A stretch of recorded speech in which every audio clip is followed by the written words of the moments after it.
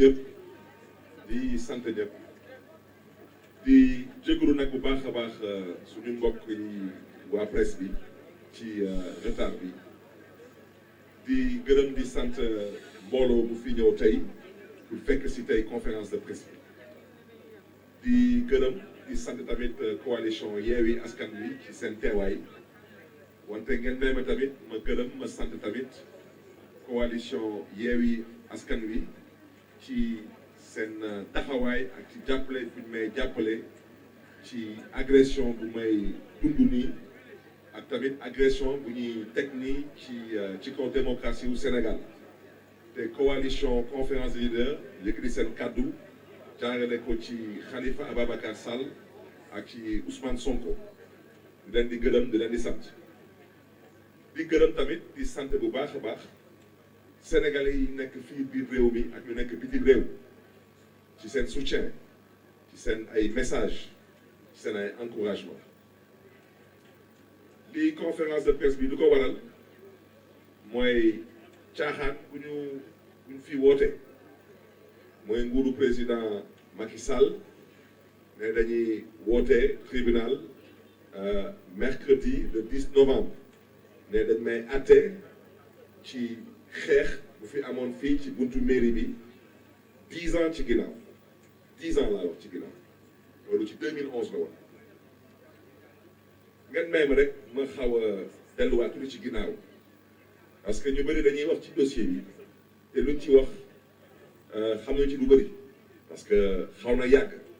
donc ñu bëri sax dañuy dem sax ba fàtte lu bëri ci dossier bi daanaka xew-xew bi bu muy am dañ doon xeex 3e mandat ñu ne 3e mandat du fi am justice bi def leen neex nguur bu fi nekkoon ñu jox leen 3e mandat mu am fi lu toll ci 17 sénégalais yi fi ñàkk seen bakkan 17 ci lan ci 3e mandat dañ ko fiy tere ñu fi nekkoon forcé justice bi jàppale leen ci loolu ba 3e mandat bi am wante ku fi nekkoon jamono boobu comme président moom daanaka mën nañ ko contre wante garmi la woon parce que moom mayoon na ku nekk mu mën a nekk candidat ci élection yi moom tamit mayoon na tamit ku nekk ci élection yi nga mën a jot ci sa carte électeur moom tamit mu nangu lu ngeen xam ne ni mooy règle élémentaire u élection ñu dem élection mu perte dem yoonam président Macky Sall laata loolu am ñëw na toog suma kër def conférence de presse ànd si ak suma wajur bu góor lu mu waxoon Sénégal ñëpp ko déggoon mu ne Barthélémy Dias dañ ko jaay doole mu ne Barthélémy Dias dañ ko tooñ mu ne Barthélémy Dias dañu bëggoon jël bakkanam mu ne Barthélémy Dias dafa défendre mu ne état du Sénégal ñoom ñooy responsable wax na sax ba wax ay waxu mercenaire mu ne mercenaire mooy Samba Boy buy nangu def ñaawteef ci kaw ñu jox ko ay koppar ñun dañ leen di woy ay nervi loolu bu muy am man maa ngi yoon ci kaso bi élection passée Macky Sall fekk ma ci kaso bi dugal ma ci liste député ma ànd ak moom ci liggéey bi ñuy liggéey suma mandat naroon nekk mandat wu juróomi at ñu dawal ñetti at man ma bokk ci parti socialiste ma bokk ci ñu waxoon ci parti socialiste PS dafa nar a am candidat te suñu candidat mooy Khalifa Ababacar Sall wax jooju nag loolu nag moo may indil torof yépp yu may dugg tey ñu daal jàpp dossier bi ne da indil Barth yóbbul Barth indil Barth yóbbul Barth ñu ne dañuy yëkkati suma immunité parlementaire mu leen waaye yéen balaa ngeen di wax waxu immunité parlementaire da ngeen ma laaj man mii man maa nee na maa bëgg ñu àtte kon man waxu immunité parlementaire waxuma waxu immunité parlementaire archive yi ñu ngi fi ma dem assemblée nationale président Moustapha Niass ne ma dañ lay déglu ma ne ko président yow suma wajur nga soxlawul ñu may déglu parce que xeex bi bu muy am nekk gu moon député kon man immunité bi soxlawuma ko dama bëgg ñu lever suma immunité sans aucun débat noonu la mbir bi tëddee ñu dem tribunal gars yi dañ may àtte ñu àtte ma ñu ne man dañ may daan ñaari atu kaso te ci ñaari at yi dañ may tëj juróom-benn weer fekk nag juróom-benn weer jooju tëdd naa ko ba pare kon su ma neexoon sax su ma benn avocat ne ma soxlawoo appel parce que soo gisee luñ la condamné loolu meurtre amu ci crime amu ci kon loolu mënu la tere nga bokk élection ma ne ko déet day yomb ma ne ko man mënu ma nangu ñu may tëj benn fanu kaso même ak sursis dañ ma tooñ ma ne ko nag balaa may dee ñu ne ma dañ naa fay 25 millions njabootu waajooju te mu nekkoon nervi Macky Sall di ko woy mercenaire nervi yooyu tey ñoom ñoo nekk ci dëkk bi di song Ousmane Sonko di song Guy Marius Sagna mois de mars lu toll ci 14 sénégalais ñàkk seen bakkan ci réew mi ñu gis fi ay nit du ñu ay policier du ñu ay gendarme ay ponklu nit yor seen ay fetel di dox ci mbedd yi di dugg ci ay kër di boom ay doomu aadama ñëpp ko fi gis tout le monde 14 sénégalais ñoo fi ñàkk seen bakkan procureur de la république nee na dafa gumba moom nee na moom mënutul gis ministre de la justice nee na moom dafa gumba dafa tëx loolu moo fi am ñoom nag 10 ans ñu ngi may topp ci benn laa wax benn nervi bu fi ñàkk bakkanam ci lan ci ñaawteef wante 14 sénégalais yu ñàkk seen bakkan ñu boom leen ci mbedd bi kooku moom daanaka soxlul sax ñu ciy wax ñu ci débat parce que dossier amul procès amul enquête amul te dégg ngeen président Macky Sall wax na leen ko jam ñaajo dina leen lu fi amoon mois de mars xawma lan du fi amati dama ne su la jinne pese defaatal lu ko defoon mars rek nga xool lu fi amati dama ne dossier bii bañ may àtte ma jàpp ni duñ ma daan du dëgg du yoon ma appel ñu jël appel bi ne dañ may jugé appel bi moom bañ may woowee cour d'appel ba tey dañuy renvoi di renvoi lu tax ma ne dinaa ci wax parce que kilifa bu waxul dëgg wala kilifa bu wax dëgg bu dëppwul ak dëgg ku wax dëgg yàlla xaw ma nañ lay woowee ci wolof wante ci tubaab daal tubaab moom ñun moom la ñu naan te damay bañ a wax bu ñagas wante ku fi toog nga ne yow Barthélémy Diaz depuis le 7 juillet xamoon nag de 10 novembre dañ koy woo tribunal wax boobu wax jooju dëppawul ak dëgg mooy lu tubaab di woye mensonge yéen waa presse bi am ngeen internet yomb na vérifier am ngeen Google yomb na vérifier na ngeen dem ngeen tapé le 8 octobre 2020 ngeen xool le 8 octobre 2020 dañ maa renvoyé au 18 octobre 2020 ma ñëw 18 octobre 2020 juge bi bëggoon ko renvoyé ay décembre noonu ay janvier ma ne ko sëriñ bi mu ne ma naam ngeen may ma nag ma nuyu ko sargal ko ñu ngi tudd Serigne Bara Gueye parce que may na ma lu ngeen xam ne ni mënoon na lank bañ ne du ma ko jox dama koy nag maa bëgg a woo ci mois de décembre day am feetu Noël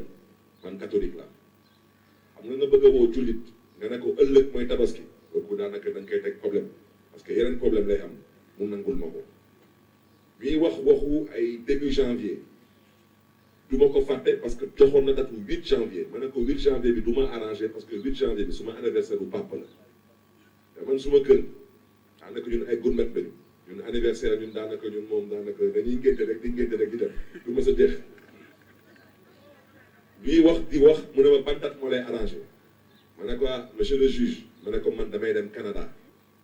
ma yoroon suma ay këyit ak yëpp ma ne ko damay dem ci benn école bu ñuy wooyee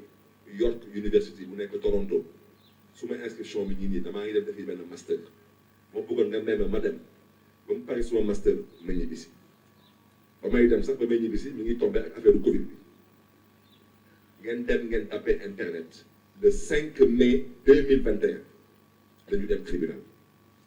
ñu toog tribunal le 5 mai 2021 ñëpp a ngi toog wante ñëpp bi man kese la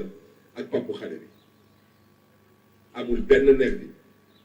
amul kenn kuy bàyyeekoo ci parti bu fi nekkoon ci jamono boobu amul benn commanditaire man nekk fa nekk ñu nekk di wax ñu ne non dossier bi mënuñu ko àtte parce que fii nervi yi newuñu fi parti yëpp newuñu fi dañ ko dàq ñu ne kon nañ ko dàq au 7 juillet 2021 ñëpp toog ci salle bi ñëpp d'accord le 7 juillet man le 7 juillet ma dem tribunal ma ñëw dugg toog 8h30 maa ngi toog ak Khalifa Sall ñu toog ba 10h kenn woowu ma 10h30 kenn woowu ma ne waaw lii nu mu demee nii 11h kenn woowu ma ah ma woo Demba Ciré Bathily maître Demba Ciré Bathily ma ne ko mais maître ah man de d'habitude dañ ma doon woo ay booru maximum 9h30 10h ñu woo ñu mu ne ma xaaral ma dem seeti greffier bi bu dem seeti greffier bi nekkul seen dossier newu fi ma gis Demba Ciré Bathily dem interpeller juge bi arrêté audience bi juge bi interpellé substitut du procureur bi mu ne ko waaw mais est-ce que dossier bi mi ngi fi substitut du procureur bi xool juge bi ne ko dossier bi kenn programmé wu ko tey kenn enrôlé wu ko ci rôle audience yi yow soo programmé wu ne benn dossier naka nga ko mën a reporter à une date soi-disant qui correspond au 10 novembre c'est faux c'est archi faux et si vous insistez c'est un mensonge c'est tout parce que nag kilifa du fen parce que nag nous sommes dans une bataille d'opinion et trop c'est trop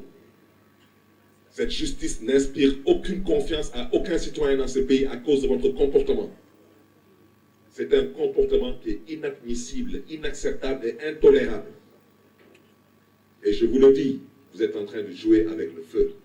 ce pays en a marre dama ne ñu nekk tribunal dañu xoolaat seen taxawaay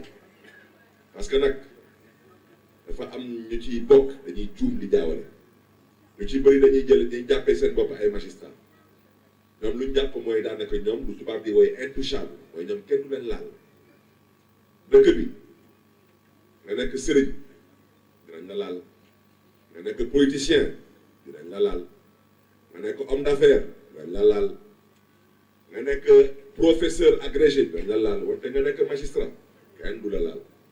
daanaka lépp lu fi am ci Sénégal ci ay magistrat ñoom duñu def benn ñaawte ñoom duñu dëpp kees ñoom duñu signé ay faux papier ñoom duñu jël xaalis ñoom duñu xool jabaru jàmbur ñoom duñu def dara ñoom daal ñoom macha allah ñoom daal ñoom ay wëliw lañu ñoom def ñu dara ma bëgg nag wax jooju ñu teg ko ci suuf fii menace amu fii luñ fi woote tey mooy fulla ak fayda parce que nag lu ëpp tuuru mercredi le 10 novembre damaa fas yéene dem tribunal parce que dama nekk citoyen sénégalais te man maa sàkku ci justice ñu àtte ma mais biiralaat du ma fi wax dama ne juge boobu bu ñëwee Serigne Bara Gueye maa ngi koy jaajëfee parce que man damay xool ñëpp mën naa xàmmee di ràññee kon maa ngi koy jaajëfee wante ñu fa toogal état du Sénégal xam nañ seen bopp moo tax dama ne procureur boobu ñu koy woowee Serigne Diaby du noonu moom comme nee na day jël këyit gën a communiqué di wax ne ni que Barthélémy Dias moo gënoon xam ne ni que day ñëw tribunal le 10 novembre waa bisimilah maa ngi ñëw tribunal le 10 novembre yow nag bàyyi di jël ay substitut ne leen kaay leen toog yow kaay toog yow da ngay ñëw toog ma ñëw toog comme ne danga may àtte ma xam lan nga fiy àtte lan ngeen di fi àtte da ngeen toog ngeen ne man Barthélémy Dias da ngeen di ma topp ndax lan damaa yoroon gànnaay te gànnaay boobu daanaka dama ko yor wante yoruma këyit pour yor gànnaay boobu te waxtu ju dëppwul ak dëgg yéen waa presse maa ngi sàkku ci yéen ngeen dem ci Google ngeen wut ci Google ngeen dem su leen neexee ci site internet bu ñuy wooyee parce que foofu laa ko jëlee ngeen jëlee ko ci këyit bi nii mooy këyitu bii moom dama ko jëlee ci leeral.net date bi mooy le 22 août 2011 kii mooy laata fusillade bi di am parce que fusillade mi ngi am décembre 2011 kii août 2011 la woon mi ngi nii le 22 août 2011 ngeen xool décision de la Cour suprême Ousmane Ngom moo fi nekkoon ministre de l'intérieur doon ma jaay doole jóg bés woo waa DST mooy direction de la sûreté du territoire moo fa na mag bu baax moo fa newoon ñu koy woowee commissaire Abou Diop ñu koy jox wàccuwaayam au passage mu woo leen ne leen Barthélémy Dias bëggatuñu Barthélémy Dias am këyit bu koy may sañ-sañ mu am fetel parce que ñoom dañu namoon ci man mooy luñ fi gisoon ci mbiru Talla Sylla wante nag comme ñoom dañu xamoon tamit kër bu bëri xëcc ñu ne ah waa ji bu ñu mën a jot ci moom foog lépp lu mu yor ci ay gànnaay nañ ko jël ci moom ñu def lu ñu def waa DST ñu annulé suma permis de port d'arme man ma jël décision bi ma attaqué cour suprême moo may dëkk cour suprême ne Barthélémy Dias bii di homme politique di opposant jël na fetalam fii ci benn armurerie na ngeen ko delloo permis de port d'arme naka ngeen mënee toog tey ngeen man da ngeen di ma topp ci benn dossier ngeen taxaw fii di nekk man damaa yoroon gànnaay te yoruma woon autorisation pour permis de port d'arme wax yooyu dëppawul ak dëkk ñu ne waaw mais Barthélémy Dias dafa yoroon ay yeneen gànnaay mais dama ne ku bëgg a lépp na nga lépp nous sommes en pénal lii pénal la pénal amul lépp léeboon pénal da ngay ne Barthélémy Dias yow yaa def lii yaay indi preuve ne lii yaa ko def ni nga ko defee fii nga jaar bu def ko fetel bu ma fi jëndoon wax naa ko 9 millimètres la woon xam naa fu ma ko jëndee jox naa leen facture jox naa leen lépp demoon nañ sax ba bëgg sax tëj armurerie bi ndax jaay tamit doole fetel bi ba tey nii commissariat central ñu ngi sûreté urbaine ñoom suñu taxawee tey ñu ne man maa rey Samba Boy boobu ñu doon woy Ndiaga Diouf ñoom nañu génne fetel bu rey xale bi te nañu génne les preuves pour wane ne que man maa rey nervi boobu mais c'est trop facile taxaw fii ne ma non gànnaay boobu da nga ko sànni géej gànnaay boobu da nga ko dugal sa suufu lal gànnaay boobu dama ne ku bëgg a lépp na nga lépp ku bëgg a fooye sa xel na nga fooye sa xel man léebuma man fooyewuma suma xel te may ñaawlu ci lii je le répète mooy instrumentalisation de la justice dans ce dossier bi mën naa juuma wante ko nar a àtte laa wax mën naa juum mais je pense que kooku boo juróom bu jigéen ci dugub waaw parce que dama ne munoo bëgg a àtte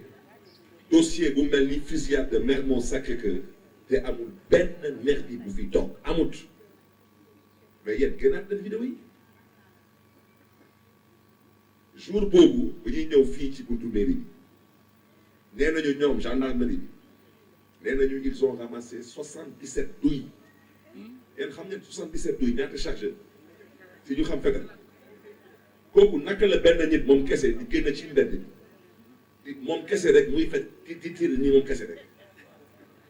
77 douilles c'est au moins 5 chargeurs xeex bi TFM lu mu wane ci xeex bi loolu bokk mëtul sax 20% wu xeex bi nga ñëw taxaw tey nga ne da ngay àtte rek Barthélémy Dias ak ay garde du corps wante parti bu fi nekkoon jamono boobu yoroon ay otom yoroon essence am génne xaalisam fay ay Samba Boy comme tey rek parti bi nu mu koy defee même chose ñooñu parti boobu amul benn responsable ci dugal loxo kenn ci ñoom def ko te eux tous ils sont encore là vivants tous ñu dem ba ci biir ñu ne bon mais nervi yi ñoom tamit amul kenn ku ci condamné tam leen ngeen xool première instance lu ñu condamné nervi yi amul kenn ku ci condamné 1 jour de prison ñoom ñëpp dañ leen condamné ay association de malfaiteurs ay rassemblements illicites mais Barthélémy Dias qui s'est défendu dans une institution de l'État au prix de sa vie alors lui il est poursuivi pour coup mortel voilà moom la ñuy topp moom la ñuy poursuivre moo tax ma ne man damaa fas yéene dem tribunal mercredi le 10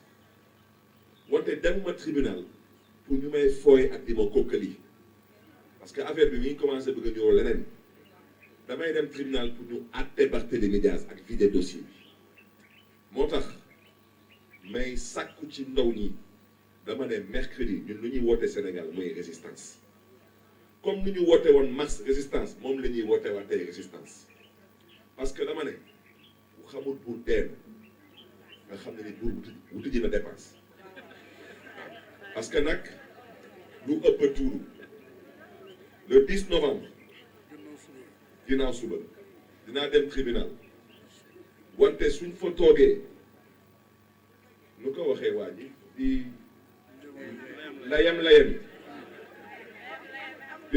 yi noonu suñ fa toogee di layam yi laa wax man su ko gaañ yi xamulee ma xamal leen ko man dama nekk candidat élection locale coalition Yewwi Askan Wi ci mairie de Dakar te damay dem campagne yi lu may bañ rek parce que man du ma menacer kenn man damay wax lu may def ku mu neexul tamit na la yàlla may xolu muñ wante lu may def dinaa leen ko wax su ngeen ma woowaatee tribunal après le 10 novembre je ne viendrai plus vous répondre dama bëgg a wax ci leer te ma bëgg tamit parce que je xam naa lu ñu namm ci dossier bi xam naa lu ñu ci namm parce que wax naa ko sànq ci tubaab nee naa ñoom dañuy dégg Barthélémy Dias day wuti mairie de Dakar dañuy def seen sondage ñu xoolaat sondage bi ñu foog ne lii ay film la wante dañu xamul ne yàlla mooy buur ñu ne bon mbir bi comme ni la tëddee nañ jéem a xool naka la ñuy accélérer dossier bi doxewul dara ñu ne bon maintenant ñun dañu jéem a xool naka la ñuy jëlee décret présidentiel ñu nommé ci maire de Dakar par décret ndax ñu mën a galgal baat bañ a nekk maire de Dakar ñu yuuxu dox lu ñuy dox xeex lu ñuy def xeex gars yi jël loolu teg ko ci suuf ñu dawalaat ñu ne bon comme loolu yëpp doxul nañ jéem a xool ñu jëlee mairie de Dakar ñu sayal ko bu bañ amati ñu defaat même chose kaas yuuxu xeex gars yi tamit jël loolu teg ko ci suuf ñoom nag seen yaakaar dafa tas ci coalition Yewwi Askan Wi ci tànn bu ñu ma tànn pour man ma nekk seen candidat fii département de Dakar mairie de Dakar lu may dégg man maa ngi déposé suma dossier ci candidature de Dakar maa ngi koy déposé le 4 novembre ci suba si à 8h du matin le 5 novembre ñu ñëw suma kër indi seen këyit bi ku ko xool dina xam ne ni lii ab mbiru complot la Pape Nervi boobu moom nee na moom jot na këyitam yàgg na moom dama polémique ak moom parce que kenn musuma dégg ma wax ci waxam wala wax ci doomam wante nag lu ëpp tuuru man tamit dama am ay doom man tamit ma yor tamit ay mbokk yor tamit ay dëkkandoor man tamit ma yor tamit ay soppe dama ne moom xaw ma chiffre 25 lan lay représenté ci ñoom wante moom dama bëgg moom mu xam ne ni ko doomam nervi la woon te du xaste du saaga doomam samba boy la woon parce que ku bàyyi sa kër nga yëg ci oto jox la 25 000 francs ne da ngeen di dem ci ay kër personnalité politique pour songaleen loolu ab mbiru wëyu la ab mbiru bandi la ab mbiru nervi la ab mbiru mercenaire la beneen bi ñoom bañ may topp man nee nañ ma su ma fayoon sax 25 millions yi daanaka wax jooju sax moo nañ ko fay première instance ma ne man su ma amee 25 millions ma jël ko jox ko waa Empire des enfants wala ma jox ko SOS village des enfants moo ma gënal ma leen di ko jox 25 millions dama gisul lan lañ fi liggéey dama fi gisul lan laa leen def ba man mënoon a jël suma xaalis leen di ko jox ci ndàmpaay Macky Sall bu muy ñëw suma kër ba xew-xew bi am lu mu wax ñëpp dégg nañ ko nee na Barthélémy Dias dañ ko tooñ nee na Barthélémy Dias dafa défendre nee na benn responsable moo fi am mooy état du Sénégal dafa am assurance su état du Sénégal dañ koy wooye agent judiciaire de l' état kon état du Sénégal su tooñee moom assurance am mooy fay kon tey du président Macky Sall mais président de la République ah wax dëgg yàlla nag bés bu ma gisee état du Sénégal di indemniser nervi man nag ma xam ne nag Sénégal nag dëkk bi nag wax dëgg yàlla nag nañu dem ci beneen dëkk dem dëkk fa parce que nag nervi bu ñuy indemniser sañ na ko naam sañ na ko parce que moom tey daanaka moom tey yaakaaratu ko ci tey yaakaaratu ko ci APR président Macky Sall tey yaakaaratu ko tey ci Benno Bokk Yaakaar daf ko yaakaaree ci lan ci nervi yi mois de mars gis ngeen du fi xew yéen ñëpp da ngeen di suivre actualité bi biig rek gis ngeen lu xew Ziguinchor Ousmane Sonko est un député du peuple c'est un député de la Casamance ça veut dire que l'État du Sénégal n'a engagé aucune poursuite amul benn enquête amul benn arrestation ana Guy Marius Sagna song nañ ko fi Mbour xotti ay yeneen toroxal ko gendarmerie ne pat balaa may dee ñu ne la gendarmerie est une institution depuis quand est-ce que la gendarmerie est une institution depuis quand donc loolu yëpp wax leen que tey su ngeen gisee man sax xaw a am jàmm tey man Barthélémy Dias parce que gars yi dinañ song gars ñi man wax dëgg yàlla man moom gars yi moom dañu pare ci suma ay bagages waaw dañu pare ci suma ay bagages parce que dugguma politique pour foo ak ñoom te nag ëpp baax na ci laax bu tàng depuis la fusillade man may nañ ma jàmm te jàmm boobu moom incha allah dina continuer parce que man wax naa tribunal lu ma naroon wax tribunal wax naa lu ma def te waxaat naa tamit nee naa lu xewoon ci buntu mairie Mermoz Sacré-Cœur ñu ñëpp dañ ko ñaawlu wante ni ñaanuñu ko yàlla mais loolu bés bu amaatee la woon fa woon ba woon na woon rek dara du fi changé parce que ñun ñëwuñu politique pour di tooñ ay doomu aadama wante du ñu nangu kenn di ñu tooñ ñun lu ñu ñor mooy Sénégal te Sénégal lu ñu gëm mooy dañ koy waxtaanee dañ koy pencoo mais kenn mënu ko aakimoo ci lan ci génn ay nervi di jaay ñi doole donc mbokk yi xaw ma est-ce que lu ma dëkk ci wolof c'est plus ou moins ramassé.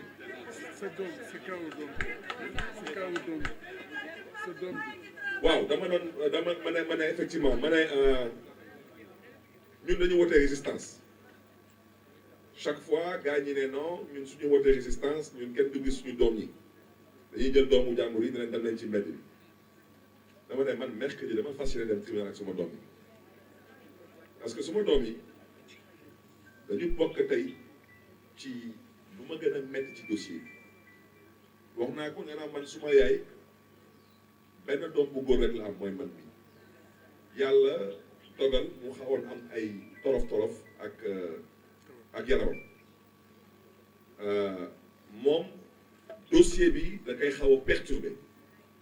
wante ñu ngi sant yàlla wante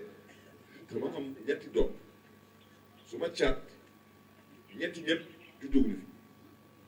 caat bi xew-xew bi bu muy am ñeenti at la amoon ñeenti at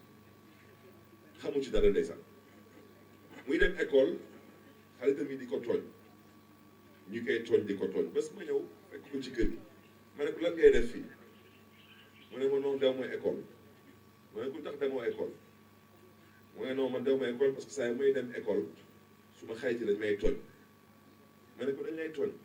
ma ne ko loolu xanaa lu tax ñu lay tooñ ñu ne man saa yi may dem école papa su ma xayti dañ may ne man sa papa yow assassin la raykatu nit la ma xool suma doom ma ne ko sa xarit yi ñoo lay wax lu mel noonu mu ne ma waaw ma ne ko mais kenn la wala mu ne ma ñoom ñëpp dañ may tooñ su may dem sax suñu sax sonné récréation man damay toog ci classe bi du ma génn parce que su ma génnee ñoom ñëpp dañ may topp di ma tooñ di ma ne sa papa raykatu nit la sa papa raykatu nit ma jàkkaarloo ak suma doom xool ko ci bët ma ne ko yow sa xarit yi ñoom ñëpp xam nañ sa papa mu ne waaw ñoom ñëpp xam nañ suma papa ma ne ko yow est-ce que xam nga seen papa ñoom mu xool ma xippi ay bëtam mu ne ma non man xaw ma seen papa ma ne ko doom jógal te nga dem jàngi école te nga sant yàlla sa bàyyi mooy Barthélémy Dias dama jàngi ma ne ko bés boo màggee di nga gën a am kontante ci sa bàyyi lu mu liggéeyal Sénégal ma ne ko parce que bés di nga xam lu jotoon xew ci bés boobu ci mairie bi ma wan ko vidéo bi mu tiit parce que musul gis ay fetel mu tiit ma ne ko bés bi sa papa su defuloon nii yow tey doo am baay ma ne ko kon nag dama jàngi école ma ne ko ñu lay tooñ di la ne sa papa ñoom ñëpp xam nañ sa papa comme yow xamoo seen papa rek na nga jàpp ni seen papa yi tekkiwuñu dara Sénégal ngeen jégal ma ci kàddu yi.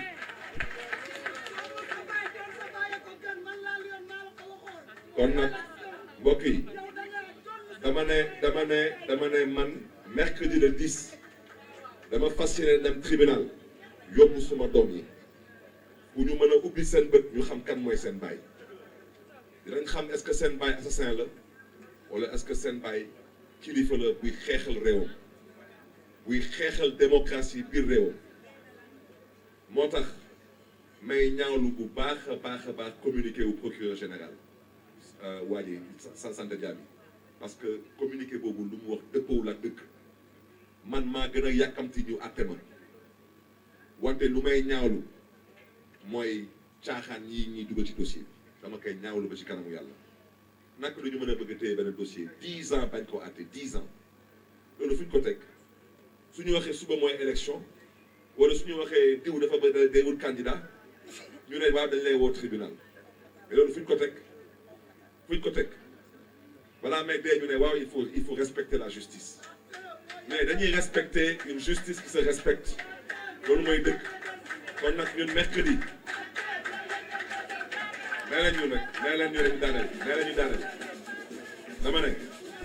mercredi incha allah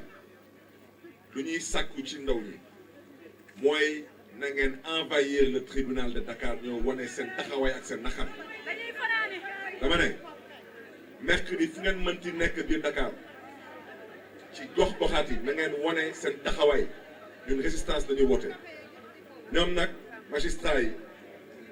dama ne may la ñu nekk ñu daaneel ci conférence de presse bi s'il vous plaît dama ne ñu ci bëri ci ñoom magistrat yi ñoom dañ jàpp ni ñoom kenn xamu leen kenn du leen ràññee parce que kenn xameewu seen kanam mën nañ def leen neex mën nañ wax leen neex dara du leen ci fekk fa la ñu cuume nag parce que dama ne lu ëpp tuuru dama ne résistance bu ñuy wootee mercredi ci mbedd bi résistance boobu moom laa fas yéene am ci taxawaay ci biir tribunal te ñu ma xam nañ est-ce que damay wax wala est-ce que damay waxantu ñëpp lay respecté wante dama ne ce cirque-là il va prendre fin mercredi au tribunal de Dakar incha allah lu leen neex nag def leen